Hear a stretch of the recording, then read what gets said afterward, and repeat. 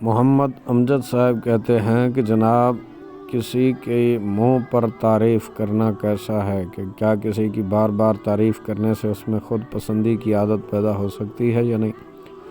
بسم اللہ الرحمن الرحیم۔ الجواب بعون الملک الوہاب، اللہم ہدایت الحق والصواب۔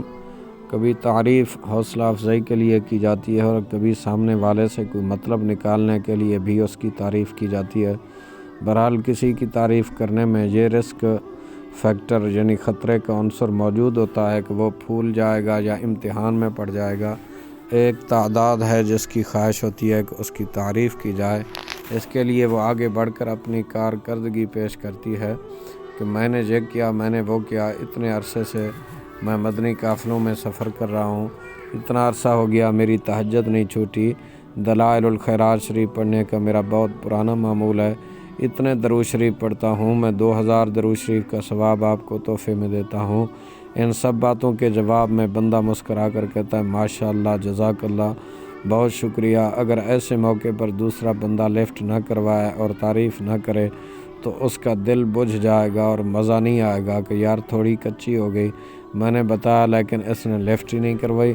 انشاءاللہ ابھی آگے جمادی الثانی پھر رجب شریف کی آمد ہے، ایک تعداد آپ کو ملے گی اور بتائے گی کہ میں رجب، شعبان اور رمضان تینوں مہینے کے روزے رکھتا ہوں۔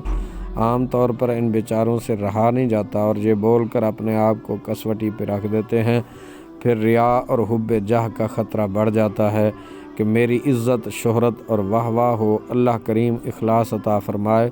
اگر کوئی اپنی کسی نیکی کا اظہار کرے تو ہم اس کو حب جاہ کا مریض نہیں بولیں گے اور نہ ہی ریاکار بولیں گے۔ ہر ایک کو اپنے اوپر غور کرنا چاہیے کہ میں کیوں اپنا عمل، اپنی نیکی، اپنا کارنامہ لوگوں کے سامنے بیان کر رہا ہوں اور میں چاہتا کیا ہوں۔ کسی کی منہ پر تعریف کرنے کے تعلق سے احیاء العلوم کی 3 جلد میں بڑا پیارا مضمون ہے کہ کب تعریف کی جائے اور کب نہ کی جائے۔ ایسے بھی لوگ ہوتے ہیں کہ ان کے سامنے ان کی تعریف کی جائے تب بھی انہیں کوئی فرق نہیں پڑتا، لیکن یہ مقام ہر ایک کو حاصل نہیں ہوتا۔